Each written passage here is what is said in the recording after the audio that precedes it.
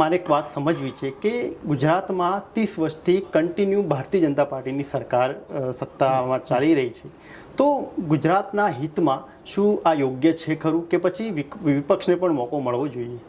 વિજયભાઈ, સંપૂર્ણ એક અથ્થું શાસન એ કોઈના હિતમાં નથી. ગુજરાતની તો વાત છોડો, પણ જ્યારે આટલા વર્ષો સુધી એટલે 30 વર્ષ સુધી એક જ પાર્ટીનું શાસન થાય ને, તો ક્યાંક એના દુષ્પરિણામ અત્યારે આપણે જોઈ રહ્યા છીએ. એટલા બધા આંદોલનો થાય છે, એટલા બ્યુરોક્રેસી હાવી થઈ જાય. આ એક મેન તકલીફ આ છે. આપણને ઘણી વખત એવું લાગતું હોય કે શાસન રાજકીય નેતાઓ કરે છે, તો વિજયભાઈ આમાં પડદા પાછળ સત્ય બીજું હોય છે કે શાસન હંમેશા બ્યુરોક્રેસીના હાથમાં હોય. એટલા માટે બ્યુરોક્રેસી જો લોકશાહી ઉપર, ડેમોક્રેસી ઉપર હાવી થશે, એટલા માટે વિપક્ષ જરૂરી હોય છે. અને આટલું સળંગ આપણે છેક દાખલા જોઈએ નાઝી એટલે કે હિટલરના, જ્યારે જનતાએ ચૂંટ્યા છે ને એમને, પરંતુ જ્યારે એક અથ્થું શાસન આવે એટલે આના દુષ્પરિણામ ચોક્કસ આવતા હોય છે.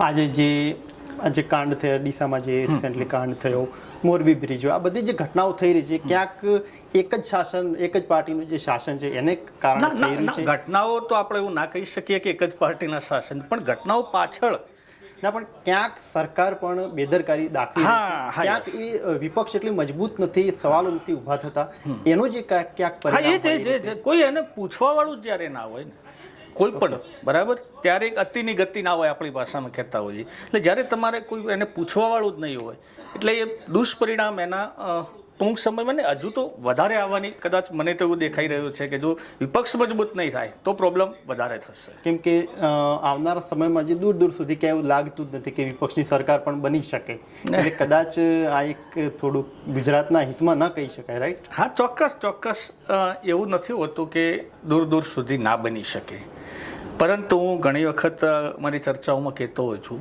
કે કોંગ્રેસને જીતવું નથી, સત્ય આ છે.